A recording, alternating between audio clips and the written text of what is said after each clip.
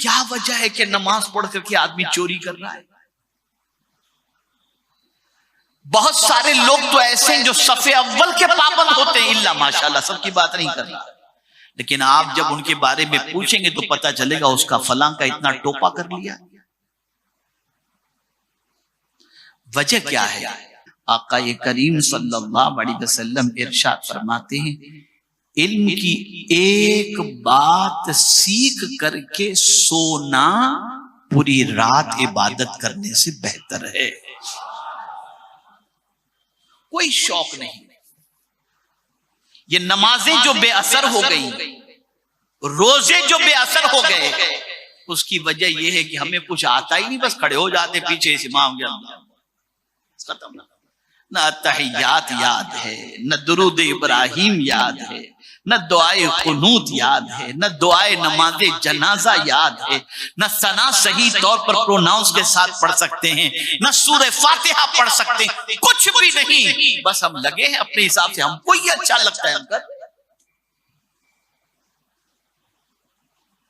اس لیے الحمدللہ سنی دعوت اسلامی یہ کوشش کر رہی ہے کہ محلے محلے مکاتب قائم کیے جائیں، ادارے قائم کیے جائیں، تعلیم بالغان کا سلسلہ قائم کیا جائے، تاکہ لوگ علم کے زیور سے آراستہ ہوں، اور جب علم کے ساتھ نماز ادا کریں گے تو ان کی نماز میں خشیت بھی ہوگی، اور ان کی نماز بھی اللہ عز و جل کی بارگاہ میں مقبول بھی ہوگی۔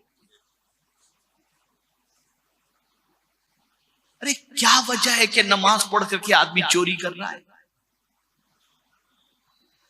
بہت سارے لوگ تو ایسے ہیں جو صف اول کے پابند ہوتے ہیں، الا ماشاءاللہ، سب کی بات نہیں کر رہا، لیکن آپ جب ان کے بارے میں پوچھیں گے تو پتہ چلے گا اس کا فلاں کا اتنا ٹوپا کر لیا۔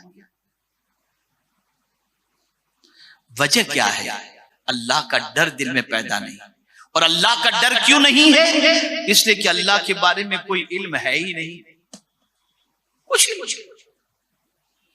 برا مت مانیے گا، بالکل برا مت مانیے گا، یہ بات اپنی جگہ مسلم ہے کہ ہم نے اللہ کے بارے میں جتنا بتانا چاہیے اور جتنا جاننا چاہیے کچھ نہیں جانتا۔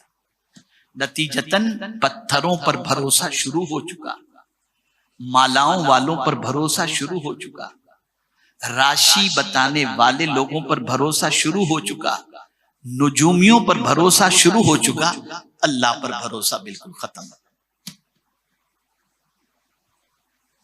بالکل نہیں۔ وجہ کیا ہے؟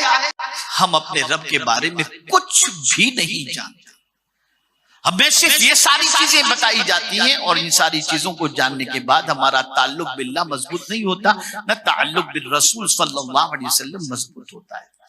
تو آج مجھے آپ کو یہ بتانا ہے، عمر کتنی بھی آپ کی ہو چکی ہو، نماز اس وقت آپ کی درست ہوگی جب آپ کے پاس نماز کے مسائل سے واقفیت ہوگی، جب نماز کے فرائض جانتے ہوں گے، نماز کے شرائط جانتے ہوں گے، نماز میں پڑھی جانے والی دعائیں اور صورتیں آپ کو یاد ہوں گی، تو یہ نماز جو ہے یہ آپ کی زندگی کے اندر نکھار پیدا کرے گی۔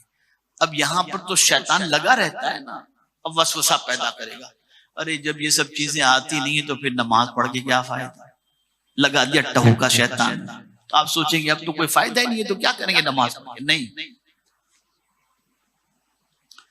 پڑھتے رہو نماز اور سیکھنے کی کوشش کرو، سیکھو، ضرور سیکھو، اس لیے کہ میرے پیارے آقا صلی اللہ تعالی علیہ وسلم کے پیارے دیوانوں، جس طرح سے راہ خدا کے اندر جان دینے والے کو اللہ شہادت کا مرتبہ عطا کرتا ہے، ایسے ہی علم کی راہ میں چلنے والا اگر مر جائے تو اللہ اسے بھی شہادت کا مرتبہ عطا فرماتا ہے۔ اے رسول اعظم صلی اللہ علیہ وسلم کے دیوانوں، میں تو حدیث کے اس ٹکڑے پر جب غور کرتا ہوں تو میری عقل دنگ رہ جاتی ہے، من خرج فی طلب العلم فہو فی سبیل اللہ، اللہ کے راستے میں، اللہ کے راستے میں، اس سے بہتر راستہ کون سا ہوگا؟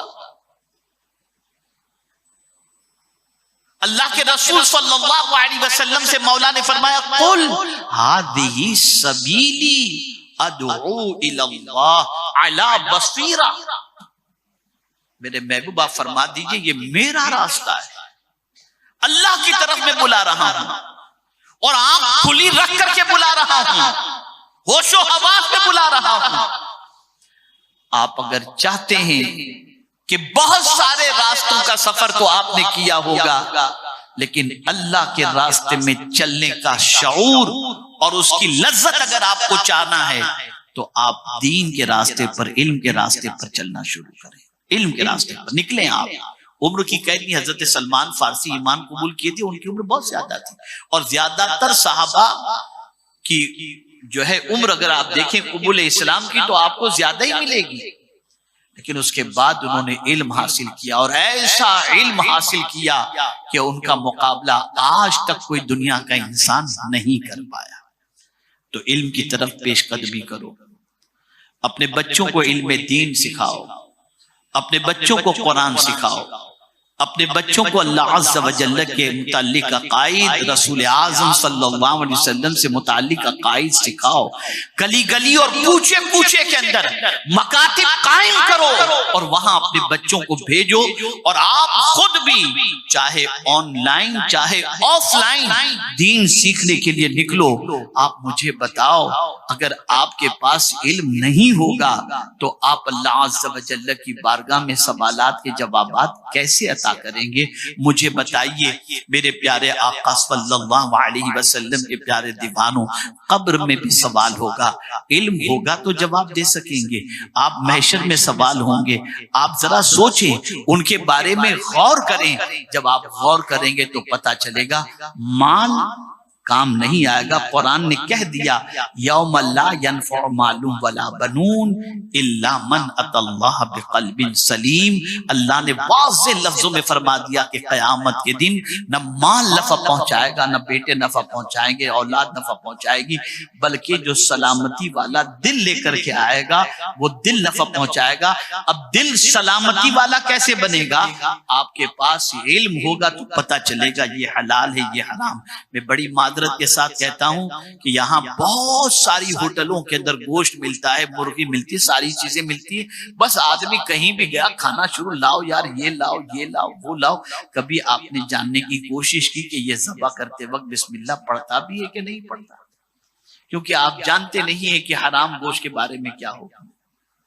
میں سب پر شک کرنے کی بات نہیں کرتا، لیکن آپ کیوں نہیں غور کرتے؟ اس لیے کہ آپ کھانا پینا یہی ہماری زندگی بن چکی ہے، اور یہ دنیا کی محبت میں جو ڈوب چکے ہیں اس کی وجہ بھی جہالت ہے۔ قرآن نے کہا یعلمون ظاہرا من الحیات الدنیا، یہ دنیا کی زندگی کی ظاہری جو چیزیں ہیں اس کے بارے میں تو جانتے ہیں، لیکن آخرت سے غافل ہیں، وہم عن الآخرت غافلون، لیکن آخرت کے بارے میں یہ غافل ہیں۔ علم ہوگا تو ہمیشہ جہاں رہنا ہے وہاں کی تیاری کریں گے، اور علم نہیں ہوگا تو فنا ہو جانے والی جگہ پر جتنے دن رہنا ہے نہیں معلوم، وہاں کی تیاری میں ہمارا وقت گزرے گا۔ تو میری گزارش ہے، ہمارے یہاں الحمدللہ بھیونڈی کی سرزمین پر تعلیم بالغان کا اہتمام ہے، صفہ روحانی سینٹر موجود ہے، آن لائن کلاسز چلتی ہیں۔ آپ اس راستے کے مسافر بنو، اپنی نماز درست کرو، اپنے روزے درست کرو، اپنے بچوں کو قرآن کی تعلیم دو، اور اسی کے ساتھ ساتھ اپنے عقائد بھی درست کرو تاکہ ایمان کے ساتھ اس دنیا سے جائیں اور اللہ عز و جل کی بارگاہ میں سرخروئی حاصل ہو۔